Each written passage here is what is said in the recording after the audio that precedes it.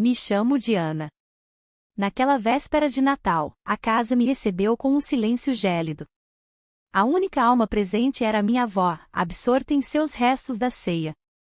Sobre a mesa, um bilhete conciso explicava o inexplicável. Usamos seu empréstimo de $9.000 em um cruzeiro familiar. Cuide dela. Vovó, com uma serenidade surpreendente, murmurou: nós vamos dar um jeito nisso. Por dias, essa foi a tônica, um pedido silencioso que ecoava nas paredes da casa que eu praticamente havia financiado. Era para ser um Natal como os outros, como sempre prometi e cumpri. Ao empurrar a porta da frente, a calidez e a alegria que eu esperava não se materializaram.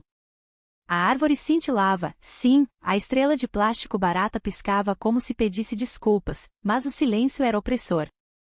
Nenhuma voz, nenhum papel de embrulho, nenhum aroma de canela ou biscoitos queimados, apenas o leve tilintar de um garfo contra um prato. Olá, chamei hesitante, entrando. Estou aqui, querida, respondeu uma voz cansada e suave vinda da cozinha. Virei a esquina e lá estava ela, vovó, sozinha à mesa em seu suéter roxo de tricô, um prato com recheio frio e metade de uma fatia de presunto à sua frente. Pesquei. Onde está todo mundo? Ela não respondeu de imediato, apenas me ofereceu um sorriso triste e desdentado, deslizando um bilhete dobrado pela mesa. Suas mãos tremiam. Peguei o papel, nem sequer estava em um envelope, apenas uma folha de caderno rasgada com meu nome rabiscado em caneta preta. Gastamos seu empréstimo de $9.000 em um cruzeiro familiar. Desculpe. Cuide da vovó enquanto estivermos fora. Com amor, mamãe. Encarei o bilhete, sem palavras. Meu cérebro parou de processar qualquer coisa além de empréstimo e cruzeiro. Aquele dinheiro era para minha cirurgia dentária, para a qual eu economizava há mais de um ano. Vovó me observava com a atenção cautelosa de um soldado em um campo minado. Acho que eles não pensaram que você se importaria, disse ela suavemente, dobrando um guardanapo. Eles foram ontem. Sentei-me bruscamente, a cadeira parecia mais fria que o resto do cômodo. Nenhum aviso, nenhum telefonema, simplesmente pegaram o dinheiro e deixaram você aqui, sussurrei. Ela soltou uma risada seca. Oh, querida, você sabe que eles só ligam quando querem alguma coisa. Assenti lentamente, minhas mãos cerradas sob a mesa. Isso não era novidade, apenas mais escancarado. Vovó tomou um pequeno gole de suco de laranja, olhou-me nos olhos e disse: nós vamos dar um jeito nisso. Eu não disse nada, mas por dentro algo se quebrou, e outra coisa, muito mais fria, começou a crescer. Vovó foi para a cama cedo naquela noite, dizendo que estava cansada, que seus quadris não aguentavam mais esperar.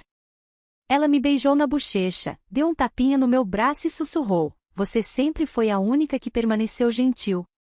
E então se arrastou para longe com aquela pequena claudicação que surgiu depois de cair da escada 2 invernos atrás, aquela pela qual ninguém mais se preocupou em levá-la para a reabilitação.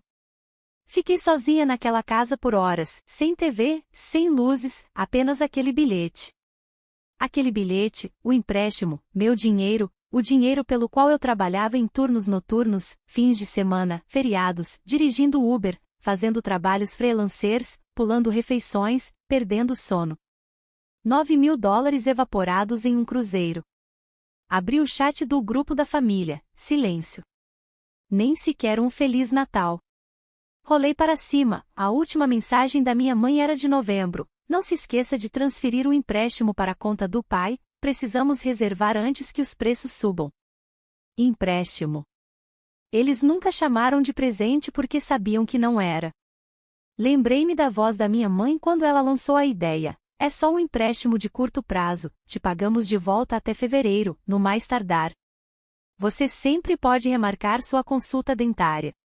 Eu havia sentido, porque era o que eu sempre fazia quando eles queriam dinheiro para as mensalidades de Jacob. Assenti quando pediram ajuda com a dívida de jogo do pai. Assenti quando Laura precisou de aluguel depois de perder o emprego, ou seja, largar porque o chefe era malvado. Eu sempre assentia. Porque se não o fizesse, eu era egoísta, inútil, ingrata. Porque a família vem em primeiro lugar. Por quê? Depois de tudo que fizemos por você, feito por mim? Eles me expulsaram quando eu tinha 17 anos porque me recusei a mentir por Jacob depois que ele roubou os analgésicos da vovó. Eles não apareceram na minha formatura da faculdade, muito ocupados ajudando Elisa a se mudar para o apartamento do namorado. Esqueceram meu aniversário 3 anos seguidos. Mas quando se tratava de dinheiro, de repente eu era família novamente. Na manhã seguinte, eu tinha as respostas. Eles não estavam apenas em um cruzeiro, estavam no Blue Horizon, um navio de luxo navegando pelo Caribe por 10 dias. Suíte com varanda, mordomo particular, acesso à piscina de borda infinita, comida gourmet. $3.000 por pessoa. 4 deles. Eu sei porque Elisa postou uma foto no Instagram quando deve ter se esquecido de me bloquear. Todos os 4 em roupões de banho, brindando com taças de champanhe. A legenda: finalmente um pouco de paz longe de toda a negatividade. Negatividade, e alto. Eles usaram meu dinheiro, abandonaram a vovó com restos de comida e disseram estar longe de negatividade? Só podia ser brincadeira. Aquele foi o momento em que o último fio dentro de mim se rompeu. Eu não estava mais triste, nem mesmo com raiva. Eu estava focada. Naquela noite, vovó me encontrou na garagem. Eu estava curvada sobre o velho arquivo do papai, cercada por pilhas de contas e registros antigos. Ela não disse nada, apenas observou enquanto eu folheava décadas de mentiras. Preciso saber de tudo, eu disse a ela. Para onde foi o dinheiro, o que eles fizeram, quem está envolvido? Ela se sentou ao meu lado, puxou um caderno desbotado e começou a folhear as páginas. Vamos começar 2016, disse ela. Foi quando sua mãe pegou minha senha do banco. À meia-noite, tínhamos números. No dia seguinte, tínhamos um plano. Eles chegaram à entrada da garagem como a realeza, as mesmas pessoas que nos deixaram, eu e a vovó, para trás com um bilhete e uma geladeira cheia de sobras rançosas.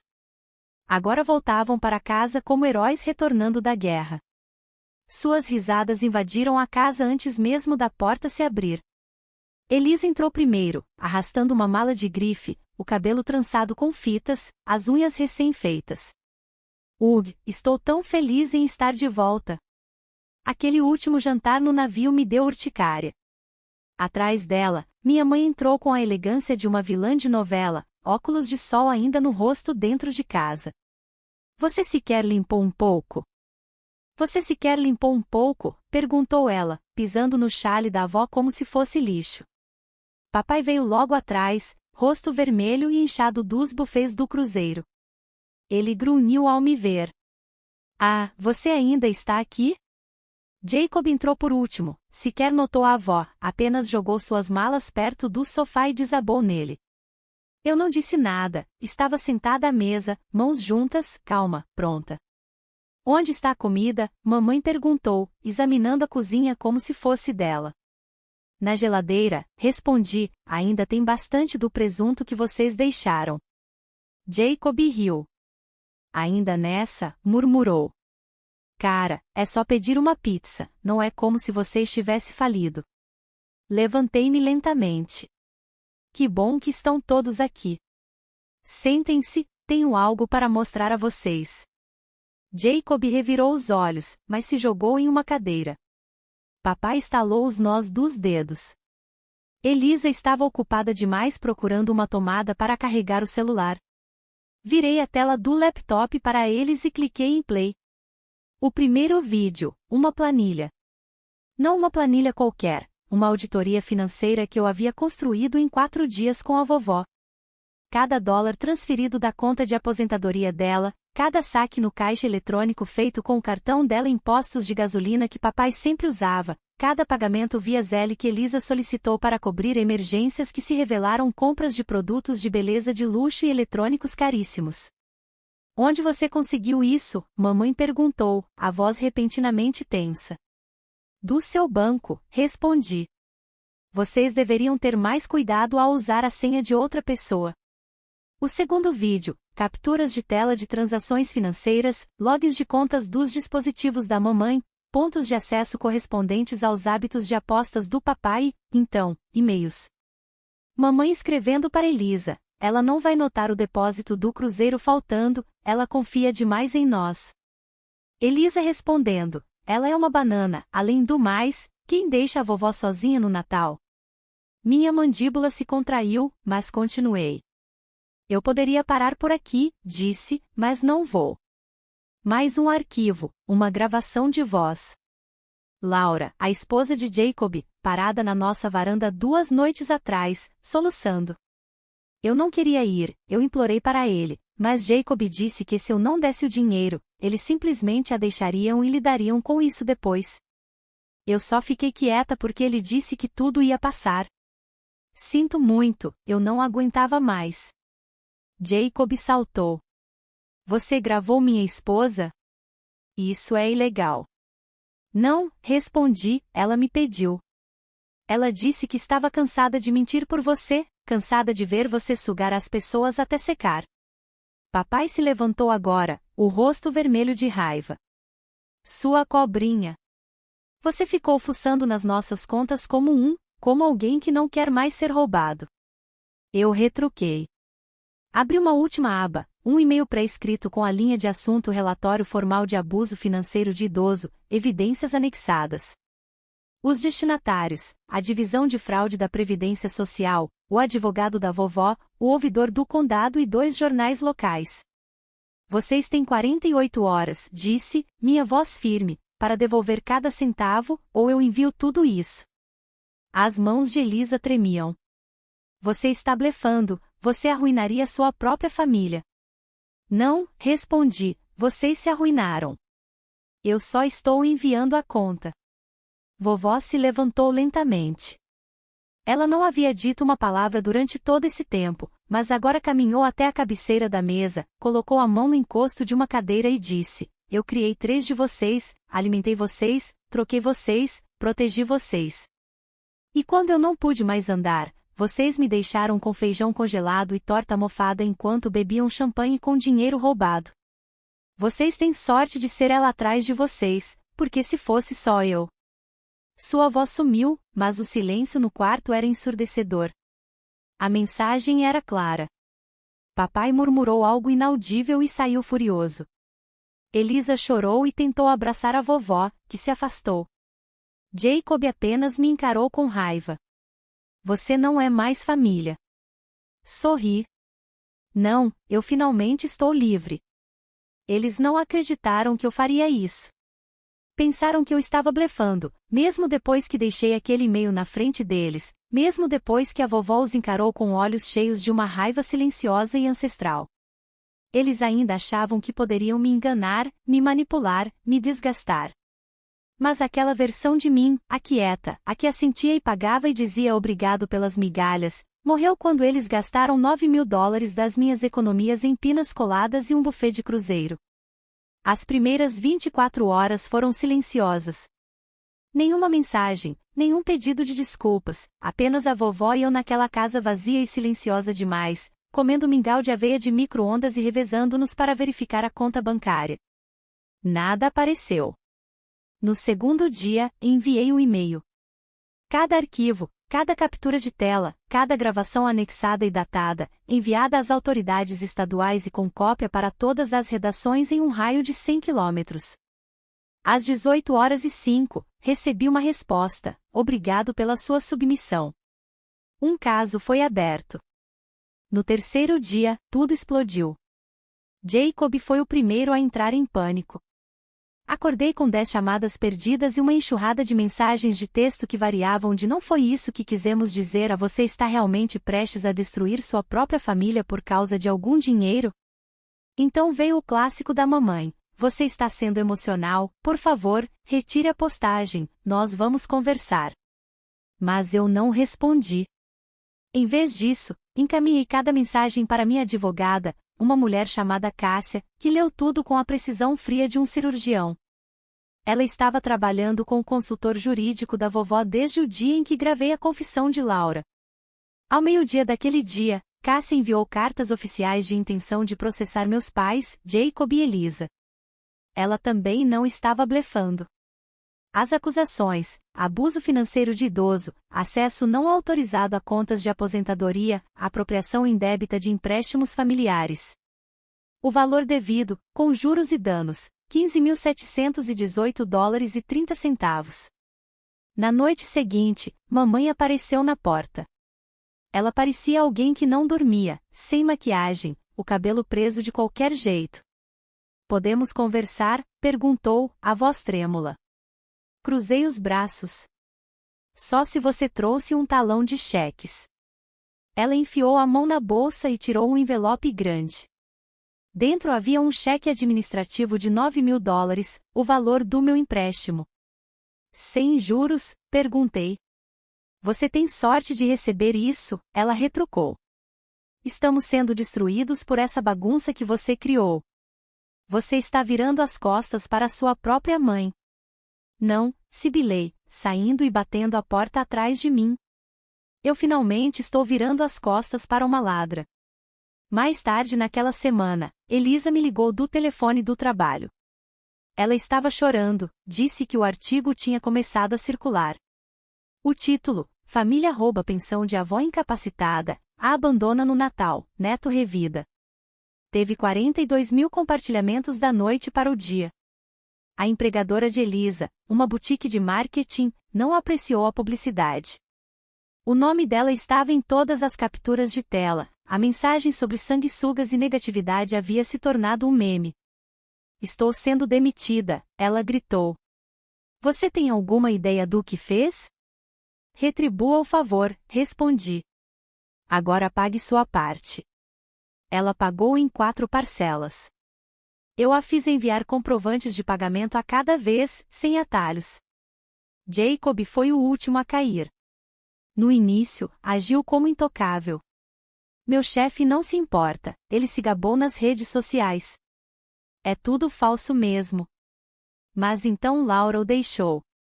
Ela pediu o divórcio, disse que não ia deixar seus filhos crescerem em uma casa onde mentir e roubar eram a norma. Ela me ligou no mesmo dia. Sinto muito pela demora, sussurrou, mas eu vi quem ele realmente é agora. Perguntei se ela precisava de ajuda para encontrar um lugar. Ela hesitou e disse, só se não vier com condições. Sorri. Então sim, porque você fez a coisa certa. 2 dias depois, Jacob apareceu na minha porta, sem barba, cansado, furioso. Sua maluca, sibilou. Você arruinou tudo. Não, respondi, entregando-lhe uma carta judicial, você arruinou. Cássia acabava de entrar com um pedido de penhora de seu salário. Ele tentou rasgá-la ao meio e jogá-la de volta em mim. Eu não me movi. Pague cada centavo, disse, ou congelamos suas contas. Eu não estou blefando. Pergunte a ele. No final da segunda semana, todo o dinheiro foi devolvido.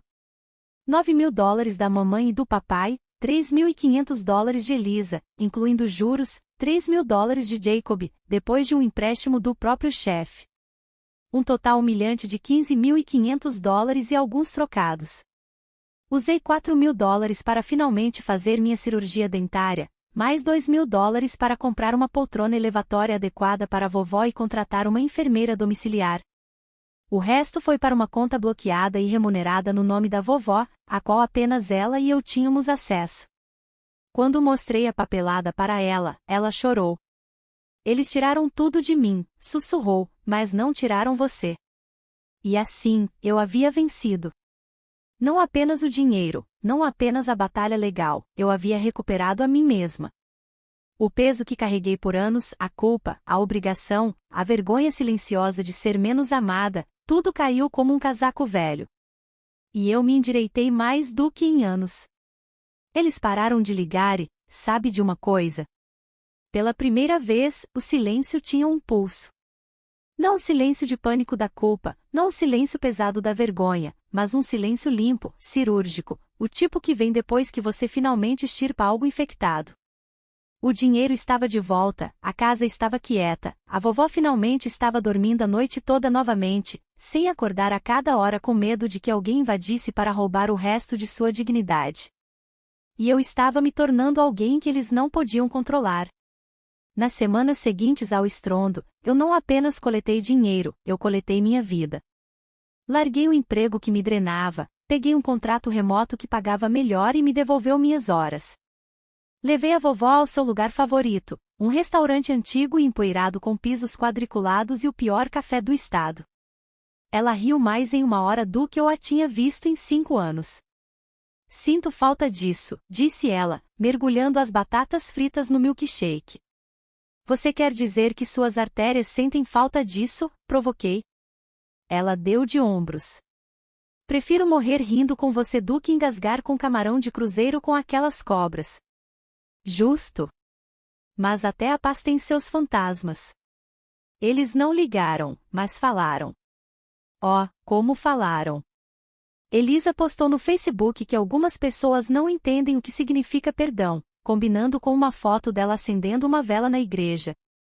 Mamãe disse a parentes distantes que eu havia manipulado a vovó em sua velhice. Ela omitiu a parte em que usou a pensão da vovó para pagar sua cirurgia plástica. Jacob, ele pirou de vez, postou um vídeo sobre irmãos tóxicos com áudio de Succession, agindo como se fosse o herdeiro traído de algum império falido. A legenda: algumas pessoas preferem ver você cair do que subir com você. Eu ri por 10 minutos seguidos. Subir com você? Vocês tentaram me queimar viva e dançar nas cinzas. Eles queriam reescrever a história, mas eu tinha os comprovantes e não ia voltar para as sombras. O ponto de virada veio 3 semanas depois. Eu estava no supermercado com a vovó, empurrando o carrinho, enchendo-o com latas de sopa e refrigerante de gengibre, quando uma mulher se aproximou de nós. Mais velha, elegante, claramente familiar. Sinto muito, disse ela, olhando diretamente para mim, você é a do artigo? Fiquei tensa. Ela sorriu. A que salvou a avó? Pesquei. Eu acho que sim. Sim, ela olhou para a vovó e depois para mim, eu só queria dizer obrigada por se levantar, por não ficar calada. Minha mãe, eles fizeram o mesmo com ela, mas ninguém lutou por ela. Eu queria que alguém tivesse lutado. Ela tocou meus braços suavemente, brevemente, e depois se afastou. Virei-me para a vovó. Ela estava paralisada, a mão na lata de sopa, lágrimas brotando em seus olhos. Eu não achei que ninguém nos visse, sussurrou. Agora vem, respondi. E foi aí que percebi que não se tratava apenas de dinheiro, vingança ou provar que eu não era um perdedora.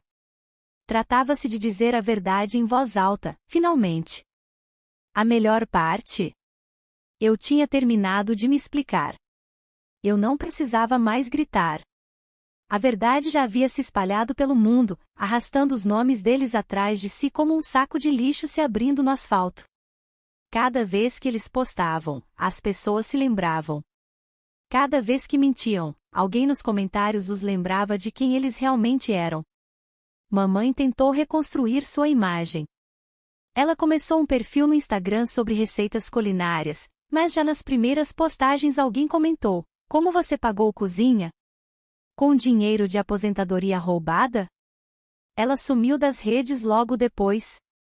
Jacob tentou conseguir um novo emprego, mas não passou na verificação de antecedentes. Aparentemente, as ordens de penhora assustaram a empresa. Ups! Elisa sumiu por um tempo, depois ressurgiu com um novo nome de usuário no Instagram, Amy_Life_Reset. Ela postava fotos de yoga, citações inspiradoras e afirmava estar cortando pessoas tóxicas, o que era hilário porque eu não a cortei, eu a exilei. Meses se passaram. Mudei-me para um apartamento novo, silencioso, limpo, cheio de móveis de segunda mão que eu mesma escolhi. Nada que eles tivessem escolhido, nada que eles tivessem tocado. Trouxe a vovó comigo, um quarto para ela, um para mim. Ela decorou o dela com fotos antigas e uma manta que ela havia feito de crochê em 1993. Ela a chamava de O Forte. Uma noite, ela bateu na minha porta. Tenho uma pergunta, disse, sentando-se lentamente na cama.